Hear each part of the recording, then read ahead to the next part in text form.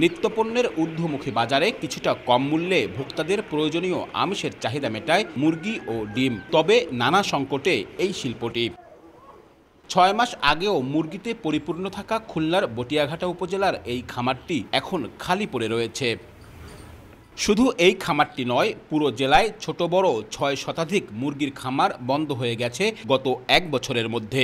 আর গত ৫ বছরে পুরো বিভাগে প্রায় ১০,০০০ মুরগির খামার বন্ধ হয়েছে, যার মধ্যে শুধু চুয়াডাঙ্গায় বন্ধ হয়েছে ৭,০০০ খামার।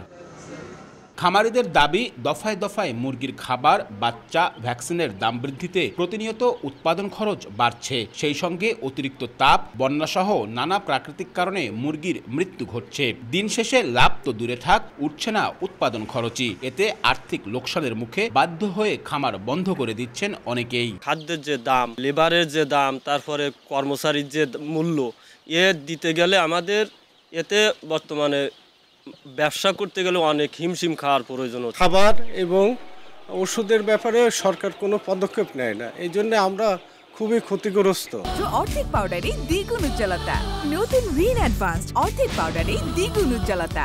ডিমের দাম কমে, ডিমের দাম কমা, কিন্তু খাদ্যের দাম কমালে তো আমরা পারি যাই, কিন্তু খাদ্যের দাম তো কমায় না। খামারগুলো নষ্ট বন্ধ করে দেওয়া হচ্ছে, কিছু কর্মচারী ছাঁটাই করে দেওয়া হচ্ছে, বেতন দিতে পারতেছে না। রস খাতি আমাকে আর জায়গা নাই, এখন আমরা কি করবো? এখন অন্য কাজ কম্ব করে খাইয়ে স্যার আমাকে আর কোনো অবস্থা নাই। এদিকে পোল্ট্রি শিল্পকে টিকিয়ে রাখতে কৃষি খাতের মতো ভর্তুকি, মধ্যস্বত্বভোগী এড়াতে আলাদা মার্কেটের দাবি করে আসছেন ব্যবসায়ী নেতারা। পাশাপাশি খাবার ও ওষুধের মূল্যের লাগাম টানারও দাবি তাদের। সহজ শর্তে তাদের প্রণোদনা দেওয়া এবং তাদের যদি ঋণও দেওয়া হয় তাহলে তারা ঘুরে দাঁড়াবে। খাদ্য খাবারে কিন্তু ভর্তুকি দেবে।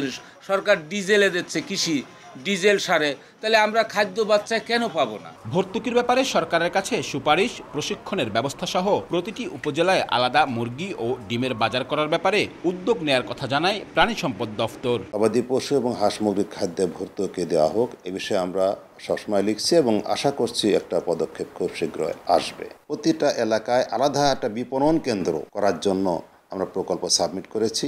মধ্যস্বত্বভোগী যদি আমরা দূর করতে পারি তাহলে কিন্তু খামারি তার ন্যায্য মূল্য পাবে। খুলনা বিভাগের 10 জেলায় নিবন্ধিত ছোট বড় পোল্ট্রি খামার চালু রয়েছে প্রায় 37,000। আব্দুল্লাহ আল মামুন রুবেল, সময় সংবাদ, খুলনা।